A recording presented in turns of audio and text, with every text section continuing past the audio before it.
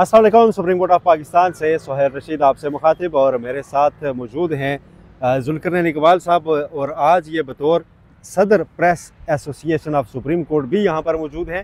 और उसकी एक ख़ास वजह है जो पीका में कानून साजी हुई है, उससे मुतल्लिक आज सुप्रीम कोर्ट में एक बड़ा अहम इवेंट था, उसमें इन्होंने कुछ तजावीज़ भी दी हैं, उस पर बात करेंगे। लेकिन उससे पहले दो ख़बरें हम डिस्कस करेंगे जो बड़ी अहम हैं।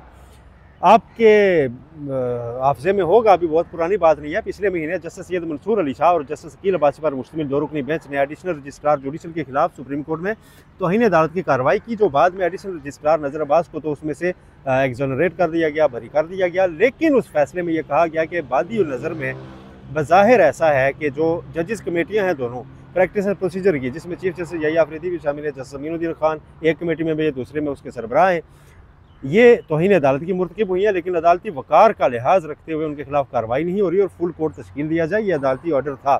इसके बाद आइनी बेंच ने यह किया कि वो केस अपने पास लगा कर तो उनके दो ऑर्डर्स वो कॉल ऑफ कर लिए, वापस विड्रा कर लिए, और फिर ये करार दिया कि उन दो ऑर्डर्स की रोशनी में तौहीन अदालत की कार्रवाई चली थी, लिहाजा जो पूरा स्ट्रक्चर जिस पर यह केस बिल्ड हुआ वो हमने ख़त्म कर दिया है। और उसके बाद ये तासुर दिया गया कि जैसे अब जस्टिस मंसूर अली शाह का वो फैसला गैर मौसर हो चुका है। लेकिन आज ये अहम डेवलपमेंट सामने आई कि आज वफाकी हुकूमत ने उस फैसले के ख़िलाफ़ intra court appeal supreme court of Pakistan में दायर कर दी है। उसमें अटॉर्नी जनरल ऑफिस ने यह फाइल किया, लेकिन federation through ministry of law and justice है, और उसमें उन्होंने कहा कि 27 जनवरी का वो फैसला जस्टिस मंसूर अली शाह और जस्टिस शकील अब्बासी का, उसको कलअदम करार दिया जाए। इसकी तफसीलात दरख्वास्त की भी लेते हैं जुल्करनैन साहब से, और ये क्यों उनको आखिर दोबारा ये पॉलिसी बनाना पड़ी। उसके बाद आपको एक खबर देते हैं कि डॉक्टर बाबर अवान ने आज एक कॉलम लिखा है, और जो उसने PTI वफ्द की चीफ जस्टिस यही आफरीदी से मुलाकात हुई, उसमें उन्होंने एक इंकशाफ किया, वो भी आपके सामने रखते हैं। पहले जुल्करनैन साहब ये बताइएगा कि गैर मौसर हो चुका था फैसला, उसके खिलाफ इंट्रा कोर्ट अपील काहे की? गैर मौसर तो नहीं सुहेल साहब, वो तो खत्म हो चुका था। खत्म हो चुका था ना, वो 2 रुकनी बेंच का फैसला 5 रुकनी आईनी बेंच वापस ले चुका था। तो जब 5-7 बंदे बैठ के वापस ले लें एक फैसला, तो उसका वजूद ही नहीं था। जिस फैसले का वजूद ही नहीं, उसके खिलाफ इंट्रा कोर्ट अपील कैसे आ सकती है? पहले तो रजिस्ट्रार ऑफिस को मेरे ख्याल है एतराज़ लगा के यही वापस कर देना चाहिए उनको। असूली अगर बात करें तो, अगर असूली बात नहीं करनी है आपने, फिर तो आईनी बेंच में दोबारा ले जाए। वही आईनी बेंच जिसने पहले फैसला कलअदम करार दिया, वही बैठ के ये अपील भी सुन लेगा। जहाँ इतना कुछ चल रहा है मुल्क में, ये भी सही, इसमें कौन सा रोला। लेकिन देखें, ये तो आईनी बेंच के उस दिन अटॉर्नी जनरल ने वहाँ पे कंसेंट दिया, और उसके बाद आईनी बेंच ने ये ऑर्डर्स वापस लिए। अटॉर्नी जनरल तो कह रहे थे मैं चैलेंज करूंगा। नहीं, चैलेंज करूंगा, लेकिन उन्होंने दोबारा रोस्टम पे बुलाया था कि आप तो कह रहे हैं चैलेंज करूंगा, तो हम अगर ऑर्डर से कॉल ऑफ कर रहे हैं, उन्होंने कहा यस यू कैन, ये तो उन्होंने कहा था, कंसेंट दिया था। तो आज ये कह दिया, तो फिर आप दायर किस चीज़ की कर रहे हैं? मैं यही तो कह रहा हूँ कि क्या आप आईनी बेंच के उस ऑर्डर को नाकाफी समझते हैं, या आप जस्टिस सैयद मंसूर अली शाह और उनके फैसले को रिस्पेक्ट देने जा रहे हैं, जिसकी बहुत कम वो है कि चलें जी उसको एक जुडिशल ऑर्डर से ये मुकदम करवाएं, उसी के खिलाफ इंट्रा कोर्ट अपील में। या तीसरा पहलू ये है कि डर है कि किसी वक्त भी एक लटकती तलवार ना बन जाए कि भाई ये तो फैसला तो इनफील्ड है। बिल्कुल, ऑर्डर इनफील्ड है, ऑर्डर तो इनफील्ड है। वो आपको याद है, और उसके बाद कुछ जजेस से हमारी बात हो रही थी, तो उनसे ये सवाल पर्टिकुलरली पूछा गया था, उन्होंने कहा था ऑर्डर इनफील्ड है और हमारा ऑर्डर वही होगा जो दिया हुआ। जी जी, तो ऑर्डर्स बाकायदा वो, हाँ पूछा था, मैंने भी पूछा था कि ऑर्डर, उन्होंने कहा जी ऑर्डर तो इनफील्ड है, वो तो फैसला है, ऑर्डर वही है जो हम दे चुके कर सकते हैं। फैसला खत्म करने के तरीके हैं कि उसमें आप नजरसानी करें, इंट्रा कोर्ट अपील में जाए, तो आप इंट्रा कोर्ट अपील में आए। इंट्रा कोर्ट अपील में बेंच कौन सा बन सकता है सर? ये क्योंकि जो ऑर्डर है वो एक गैर आईनी बेंच का है, ठीक है, और आईनी बेंच तो नहीं है ना। अच्छा, उसके खिलाफ जो अब intra court appeal contempt case में होती है, contempt case criminal case ordinary bench में चलेगा, उसके खिलाफ ICA भी ऑर्डनरी बेंच में ही जाएगी। अब चीज़ सिर्फ इतनी सी है कि जिस 5 रुकनी बेंच ने, जिसमें अतर मिनल्ला साहब भी थे, शाहिद वहीद साहब भी थे, और बाकी लोग थे, जिन्होंने बैठ के पहली ICA सुनी थी शो कॉज के खिलाफ, क्या वही बेंच आएगा मोहम्मद अली मदर साहब पे मुश्तमिल, और ये साथ अमीनुद्दीन खान साहब उसके सरबराही करेंगे, या फिर ये एक अलग से बेंच आएगा? 3 रुकनी बेंच भी हो सकता है अब तो, क्योंकि 2 के ऊपर 3 भी बैठ सकते हैं। वो कौन सा बेंच आता है, ये फैसला करेगी प्रैक्टिस एंड प्रोसीजर कमेटी, सादी वाली, अंडे वाली नहीं। सादी वाली कमेटी में चीफ जस्टिस यही आफरीदी सरबराह हैं, मंसूर अली शाह साहब और अमीनुद्दीन खान साहब हैं। शाह साहब शायद इस कमेटी में ना बैठे हैं कि उनके ऑर्डर के खिलाफ अपील आई हुई है। तो बाकी तो अपनी मर्जी से 3 या 5 या 7 या 10 हो सकता है ये आईनी बेंच कमेटी का भिजवा दें। अगर उसको नहीं भिजवाते तो फिर आईनी बेंच के इमरान 11:30 के बाद सादे बेंच में बैठ के केस सुन लेंगे। हाँ जाहिर है कुछ ना कुछ तो होगा। और आप देखें चले अच्छा है कि अब ये केस भी वहाँ पे खुलेगा और इसमें जाहिर है फिर ये भी हो सकता है कि चीफ जस्टिस का अपना 3 मेंबर बेंच जो है। मुझे ये बताएं कि इस ये फैसले को डिफेंड करने कौन आएगा? देखिए अगर पार्टीज को नोटिस होता है तो किसको नोटिस होगा? असूलन तो देखें जिन वकला ने असिस्ट किया था मंसूर अली शाह साहब को, असूलन तो उनको होना चाहिए, लेकिन हमने आईनी बेंच में भी देखा उनको अमेरिकस बनाएंगे क्या होगा? सर हमने आईनी बेंच में भी देखा कि दूसरी साइड से कोई था ही नहीं डिफेंड करने वाला। अभी भी ऐसा ही होगा, वो कहेंगे नोटिस करें। अच्छा जी किसको करें? ये शाह साहब को नोटिस होगा, उनका ऑर्डर चैलेंज हो रहा है, उनको तो नोटिस हो नहीं सकता। तो फिर पीछे कौन रहेगा जिसको नोटिस होना है? कोई भी नहीं। ये हो सकता है नजरबाज साहब को हो जाए क्योंकि उनके खिलाफ केस बहाल होने जा रहा है। तो बरी हुए हैं ना, वो उनकी बरी भी चैलेंज हुई है ना दरअसल। तो एडिशनल रजिस्ट्रार साहब जो बेचारे बरी हुए बड़े औखे सौखे जजों की लड़ाई में, तो वो दोबारा बहाल होकर अपना काम कर रहे हैं, उनको दोबारा से एक तरह से गवर्नमेंट मुलजिम बना मेरा ख्याल है इस पे सबसे पहला सवाल अगर पूछा गया तो इसकी मेंटेनेबिलिटी पूछी जाएगी। भाई क्या आप देखें आईनी बेंच इस पे उधर जा चुका है यहाँ पे और इसको कॉल ऑफ कर चुका है, इसका वो पूरा स्ट्रक्चर तबाह कर चुका है, ठीक है। तो अब आप इसमें क्या चाहते हैं? बाकी तो उनकी बरियत रह गई। सर तजावुजात के खिलाफ ऑपरेशन तो आईनी बेंच कर चुका है ना कि पूरा सुपर स्ट्रक्चर फॉल डाउन। अच्छा जी उन्होंने पूरी बिल्डिंग नस्ला टावर समझ के गिरा दी। रिव्यू भी आ सकता था। नहीं जब इंटर कोर्ट अपील अवेलेबल हो ना रिव्यू आ सकता है आईनी बेंच के उस फैसले पे। उस पे लेकिन उस पे किसने करना है? वही ना फ्री के मुखालिफ कोई नहीं है। चले जुल्करनैन साहब आगे बढ़ते हैं। और जो चीफ जस्टिस साहब से मुलाकातें हुई हैं दो हुकूमत की और अपोजिशन की, उसके आफ्टर शॉक्स थम नहीं रहे। उसमें हम उस दिन कह रहे थे कि हम चलो ये दावा नहीं करते कि मुलाकात का नतीजा है कि केसेस फिक्स हो गए जमानत के ये वो।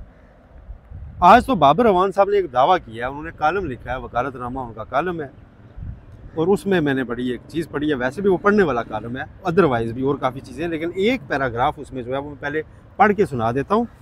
उस मुलाकात के हवाले से है। एक तो उन्होंने जवाब दिया जी कि गवर्नमेंट कह रही है कि हम उनसे क्यों मिले, इसका मतलब है उन्होंने 26वीं तरमीम को कबूल कर लिया। उन्होंने कहा जी कि गवर्नमेंट हमें बेसिकली अदलिया के सबसे बड़े इदारे के सामने खड़ा रखना चाहती थी और उसमें नाकामी देख के उनको ये मसला हुआ है। और दूसरा ये उन्होंने कहा जी कि इमरान खान ने अप्रूवल दिया था कि हम जाएँ और जाकर मिले, और हमारे वफ्द की तश्कील भी इमरान खान ने, टीम सिलेक्शन यहाँ पे इमरान खान ने की थी। तो इमरान खान की टीम सिलेक्शन फिर 92 जैसी होती है, ठीक है। तो चैंपियंस ट्रॉफी जैसी नहीं। हाँ बाय द वे उसमें मियादाद को वो घर छोड़ गए थे, एडी भी गल नहीं सी, लेटर एंट्री थे मियादाद साहब, जैसे इस बार इमाम उल्लाह की लेटर एंट्री थे। चलें आप बात पूरी करें। अच्छा वो है, मैं उधर निकल जाएंगे, हम छोड़े, दिल दुखता है। डॉक्टर बाबर अवान साहब ने लिखा है जी कि कोट अनकोट, मैंने जनाब चीफ जस्टिस याहिया अफरीदी से दरख्वास्त ज़मानत कैदियों की सज़ाओं की मुअत्तली की दरख्वास्त और स्टे मैटर्स फौरी तौर पर फिक्स करने की दरख्वास्त की, जिस पर जनाब चीफ जस्टिस साहब ने रजिस्ट्रार समेत अमले को urgent cases fill for process करने का हुक्म दिया। यह उसी मुलाकात के दौरान साहब हो रहा है, ठीक है। और उसी दिन फिर काज लिस्ट भी आई थी, ठीक है, कि जितने केसेस थे वो सारे फिक्स हो गए, ठीक है। और लगे भी चीफ साहब के बेंच में, लगे भी चीफ साहब के बेंच में, जिसमें उनके साथ जस्टिस शफी सिद्दीकी और जस्टिस मियां गुल हसन औरंगजेब हैं, तगड़ा बेंच है।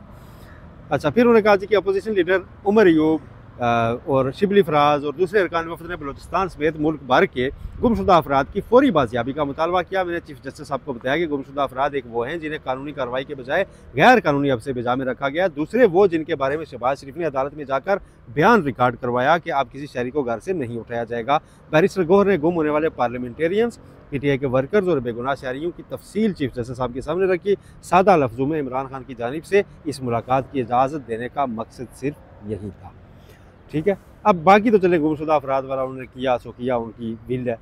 जो पहला पोर्शन है इसका, जिसमें वो कह रहे हैं कि मैंने चीफ जस्टिस साहब से गुजारिश की थी और उसके बाद ये केसेस लगे, इसको आप कैसे देखते हैं? देखिए जो तो चीफ जस्टिस कर सकते हैं वो तो वो करेंगे, ये सादे केसेस थे, मतलब सादे बेंच में लगने वाले। अच्छा अपीलें मुल्जिमान की फिक्स नहीं हुई, एक चीज़ ये नोट कर लें, अपीलें फिक्स हुई हैं पंजाब गवर्नमेंट की तो यहाँ पहुँच ही नहीं रही ना। वो तो रोना ये रोते हैं कि हमारे तो मामला सुप्रीम कोर्ट आ ही नहीं रहे, हाई कोर्ट से रिमांड बैक, उस दिन रावलपिंडी से रिमांड बैक जमानत का केस को 150 बंदे का हो गया। जी बिल्कुल, तो वो तो यहाँ पहुँच नहीं रही। उन्होंने क्या किया कि उन्होंने कहा अच्छा जी ठीक है, जो यहाँ पे पड़ी हुई है वो लगा देते हैं। वो पंजाब गवर्नमेंट की अपीलें थी जो 1 साल से ऑलमोस्ट पेंडिंग थी, पिछले साल दायर हुई थी, उन्होंने कहा जी ठीक है लगा दें, कुछ 23 के केसेस हैं, कुछ 24 के केसेस हैं, वो सारे उन्होंने लगा दिए अपनी बोनाफाइड शो करने के लिए। यार देखें मेरा तो कोई इशू नहीं है आप लोगों से, मैं तो केस मैंने लगा दिए हैं। और बेल कैंसिलेशन 99.99% नहीं होती। नवाज शरीफ साहब का मरियम नवाज साहबा की बेल कैंसिलेशन के लिए 5 मेंबर बेंच बना था। साकिब निसार साहब सरबराह थे, खोसा साहब उसमें थे, असद मिराला साहब का 42 पेजेस का जजमेंट चैलेंज हुआ था पनामा केस में, एवन फील्ड में, जो बेल का उन्होंने दिया था। सुप्रीम कोर्ट ने ये होल्ड किया कि ज़मानत अगर गलत भी हो गई है तो ज़मानत कैंसिल नहीं होगी, क्योंकि किसी की आज़ादी को सलब करने वाली बात है जब तक बंदे को सज़ा ना हो। या फिर पैरामीटर तय किए थे कि अनलेस बंदा इतना इन्फ्लुएंशियल है या इस पोजीशन में है कि एविडेंस को टेम्पर कर सके, या फिर वो मिस यूज़ कर रहा हो, मीन्स का ज़मानत लेके मुड़ के पेशियों पे आ ही ना रहा हो। तो ये 2-3 पैरामीटर उन्होंने सेट किए हुए थे। या फिर वो बंदा उस जुर्म को रिपीट कर रहा हो, जैसे हीनियस क्राइम्स के जुर्म में होता है कि कत्ल का कोई मुलज़िम है, उसने दोबारा कत्ल वकालत शुरू कर दी है, कोई दहशतगर्दी किया है तो उसने दोबारा को बम धमाका शुरू कर दी है, इस किस्म की कोई चीज़ है। या अगर कोई रेप का मुलज़िम है उसको बेल होती है और हाँ वो दोबारा आगे रेप शुरू कर देता है, उसके नया केस बन जाता है, तो ऐसे में फिर आप उनको बेल नहीं देते होते। ये क्राइटेरिया था जो उन्होंने तय किया और इसलिए बेल कैंसिलेशन तो होती नज़र नहीं आ रही। अब वो आपने टीम सिलेक्शन की बात की ना, एक 92 का वर्ल्ड कप जिक्र किया, छोटा सा वाक़या मज़े का सुनाता हूँ। इमरान खान साहब वज़ीर आज़म बने ना, जब पार्लियामेंट से इलेक्शन हुआ तो जावेद मियां दाद साहब इस्लामाबाद आए हुए थे। उनका मुझे फ़ोन आया समा टीवी में जब मैं था, तो उन्होंने कोई गेंद दी थी डैम फंड में, वो उससे पहले थी डैम फंड, साकिब निसार साहब के दौर में वो था। उन्होंने डैम फंड के लिए मुझे बॉल दी थी 92 की वर्ल्ड कप वाली बॉल, जिसपे एक तरफ उनके साइन थे, एक साइड पे इमरान खान के सिग्नेचर से। उन्होंने कहा था कि इसको नीलाम करके डैम में पैसे दे दें। वो मैं जावेद में दाद साहब को लेके साकिब निसार साहब के पास गया, वो बॉल पे नीलामी शलामी भी उसकी होती रही। अच्छा हुआ ये सुहेल साहब, अब मेरा उनसे अच्छा ताल्लुक है। जावेद भाई का मुझे फ़ोन आया, उनका फ़ोन आया, उन्होंने कहा यार मैं इस्लामाबाद आया हूँ। तो मैंने कहा जावेद भाई मुलाकात करते हैं। उन्होंने कहा यार दोपहर को तो नहीं, शाम को मिलेंगे। तो मैंने कहा दिन में क्या है, शाम को मैं घर चला जाता हूँ। उन्होंने कहा यार दिन को तुम सारे लड़के 92 वाले जो है ना, हमें खाने डिनर पे लंच पे बुलाया हुआ है। तो अच्छा मैंने कहा चल चलें आप प्राइम मिनिस्टर से मिल लें, फिर बात करते हैं। जब फ़ोन बंद हुआ तो मैंने सोचा यार ये जावेद मियां दाद साहब और ये सारे 92 वाले लड़के इकट्ठे हो रहे हैं लंच पे, अगर ये लड़के हैं फिर हम क्या 92 में तो लड़के थे ना, तो वो अभी भी लड़के ही सारे इकट्ठे वो बड़ी जॉली टीम थी यार, उनके आपस में बड़े मामला थे। मुश्ताक अहमद ने उनको अभी 4-5 साल पहले अपने वलीमे की दावत खिलाई है, आपको पता है? ठीक है, तो वो उनका और मसला होता था। खैर आज पीका से मुतल्लिक क्या इजलास था यार, बड़ी हैरानी हुई। सुप्रीम कोर्ट बार एसोसिएशन मियां रऊफ अता साहब साफ़ियों के तहफ़्फ़ुज़ के लिए सामने आ गए और यहाँ पे जनाब पूरा सेमिनार हुआ। अहमद मीर साहब आए, मज़हर अब्बास साहब आए और सारे लोग आए। आपने कोई जर्नलिस्ट डिफेंस कमेटी बहाल करवाई है, उसकी ज़रा डिटेल बताइए। सर ये एक पाकिस्तान बार काउंसिल की कमेटी थी बेसिकली, क्योंकि रऊफ अता साहब उसी ग्रुप के हैं। तो ये बनी थी नाज़रीन इमरान खान साहब के दौर में, वो बनी थी कि जी जर्नलिस्टों को जो इशू हो रहे हैं, मतीउल्लाह जान साहब किडनैप हुए थे, असद तूर साहब को फ्लैट में घुस के मारा गया था, और कितने सहाफ़ियों के खिलाफ हुआ था। एक वो मुदस्सिर नारू है गालिबन, जो वो तो पहले से गायब है। हाँ वो पहले से गायब थे, उनका भी नाम इमरान खान साहब की गवर्नमेंट में जोड़ा गया कि जी उनकी वजह से ये हुआ है कि उन्होंने 2018 के इलेक्शन की धांधली का मामला उठा दिया था।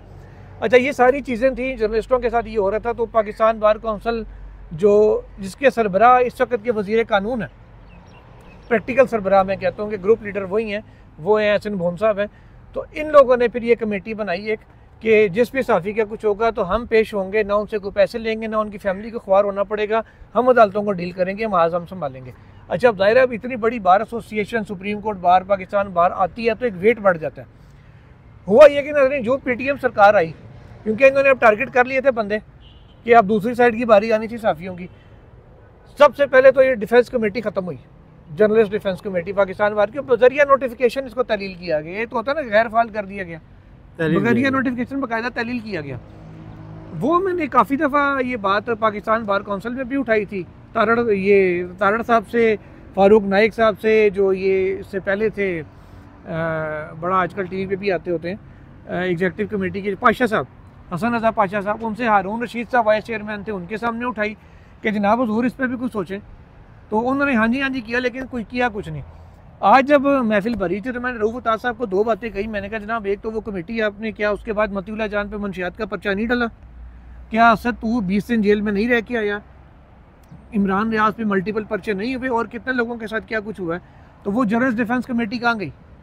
तो इस पर उन्होंने कहा जी मैं वो कमेटी बहाल करने का ऐलान करता हूँ। अच्छा जी, वो अब पाकिस्तान बाहर से करवाएं या सुप्रीम कोर्ट की अपनी बनाई, इस पर उनसे अभी एक आध दिन में मुशावरत होनी है, फिर वो बहाल हो जाएगी। चलें, तो ये अच्छी चीज़ हुई। दूसरा मैंने उन्होंने ये कहा कि अतर मिनला साहब ने 2021 में इमरान खान साहब के दौर में जब पीका के ऊपर ऑर्डिनेंस आया था, सदारती ऑर्डिनेंस के ज़रिए ऐसी तरमीम आई थी, तो उस वक्त अतर मिनला साहब ने उनको स्टे दे दिया था और फिर सेट असाइड किया, बाद में कलअदम करार दिया था। अच्छा, अब मैंने कहा जी ये Islamabad high court, Lahore high court, Sindh high court, इन जगहों के ऊपर ये केस पेंडिंग था, सब जगह एक एक हियरिंग हो चुकी है, नोटिस हो चुके हैं, किसी ने स्टे तो दूर की बात, इतना रिस्ट्रेनिंग ऑर्डर भी नहीं दिया कि कम से कम जब तक ये केस पेंडिंग है किसी जर्नलिस्ट के खिलाफ आप कार्रवाई नहीं करेंगे। ठीक है, सुने सुने सुने वो तो हामिद मीर साहब ने बात की मेरे बाद, उन्होंने कहा जी 2 हफ्ते के लिए जब नोटिस किया और अप्रैल में जाके हियरिंग इस्लामाबाद हाई कोर्ट के जस्टिस इनाम साहब ने किया, 2 हफ्ते के लिए नोटिस किया जी के जवाब दे, और फिर अगली डेट जब आई वेबसाइट पर तो वो 17 अप्रैल है। एग्जैक्टली। अच्छा, वो फिर मैंने उन्हें कहा कि जनाब ये सारी 26वीं तरमीम जिसके बाद कोर्ट पैकिंग हुई और सारा कुछ हुआ और कोई जज हिम्मत नहीं कर रहा रिस्ट्रेनिंग ऑर्डर देने की, इन जजेस के माइट में सारा दिन आप सेलिब्रेट करते हैं और प्रेस रिलीजें जारी करते हैं, जनाब बड़ा जी आइन के मुताबिक, बड़ा जी आज़ाद अदलिया, बड़ा जी ये, तो खुदा के वास्ते ज़रा इन चीज़ों के ऊपर भी अपनी नज़र डालें। यही वजह है जो आरफा नूर साहिबा ने कहा कि सुप्रीम कोर्ट का कैरेक्टर, बार का कैरेक्टर बड़ा ड्यूबियस से हुआ है, तो मैं तो कभी भी यहाँ ना आती अगर मुझे मुनीज़ा जहांगीर इन्वाइट ना करती। तो बार ने फिर बाद में उन्होंने कहा, रऊफ अता साहब ने नंबर 1 उन्होंने मुतालबा किया कि जी इसको तरमीम वापस लीजिए। नंबर 2 खुशाइंद है जी, जैसे तैसे भी किया उन्होंने कर दिया। पहली बार इस गवर्नमेंट के खिलाफ किसी कानून को वापस लेने का, और वो साथियों से मुतल्लिक कानून है जिसे वापस लेने का मुतालबा सुप्रीम कोर्ट बार ने किया है, तो मुझे उम्मीद है कि जब ये केस सुप्रीम कोर्ट में या कहीं रखेगा तो ये हमारे साथ खड़े होंगे और कहेंगे कि यस। नहीं, वो उनसे मेरी बात हुई है पब्लिकली, उसी फोरम पे हुई है। मैंने उन्हें कहा जी प्रेस एसोसिएशन और आप मिलकर चैलेंज करते हैं उसको, उन्होंने कहा जिसके ऊपर बात कर लेते हैं बैठ के, चलें ये भी कर लेंगे। अच्छा, दूसरा एक तो ये उन्होंने किया, दूसरा उन्होंने ये कहा कि जनाब हम वो कमेटी बहाल कर रहे हैं। तीसरा उन्होंने कहा कि जी ये टैक्टिक्स हैं सारे कि जो सुप्रीम कोर्ट बाहर है इसने इसको नथ डालनी आती है, किसको कैसे डालनी है, तो वो हम डाल के रहेंगे। वो उन्होंने ये भी कहा कि 26वीं तरमीम के ऊपर भी हम एक ऐसे ही इजलास बुलाएंगे, उस पर हमारा मौक़िफ़ आपसे ज़रा मुख्तलिफ है, लेकिन बैठेंगे, गुफ्तगू तो करेंगे। तो ये एक खुशाइन चीज़ है कि कम अज़ कम वो अपने मुखालिफ मौक़िफ़ सुनने पर तो एग्री हो रहे हैं, वरना यहाँ तो सुनता ही अब कोई नहीं है। जी जी, सुनेंगे तो हो सकता है हम वो हमें कायल कर लें, हम उनको कायल कर लें, एक तो कायल हो गई ना बस बात। या फिर उसके बाद या हम कोई नतीजे पर नहीं निकलेंगे तो मौलाना साहब की तो कह देंगे कि इसमें मज़ीद मुशावरत होगी अभी। डेफिनेटली। चलें जी, बहुत शुक्रिया जुल्करनैन इकबाल साहब से, आपने सुना कि चलें 1-2 अच्छी चीज़ें हैं कि पीका मनसूखी का मुतालबा सुप्रीम कोर्ट बार हमारे साथ मिलकर कर रही है और हमारे तहफ़्फ़ुज़ की कमेटी को बहाल किया गया है। इसके लिए आपकी भी काविशें जो है ना वो लायक तहसीन है। थैंक यू, बहुत शुक्रिया। ये अब तक की अपडेट्स थी, अपना बहुत ख्याल रखिएगा। अल्लाह हाफ़िज़।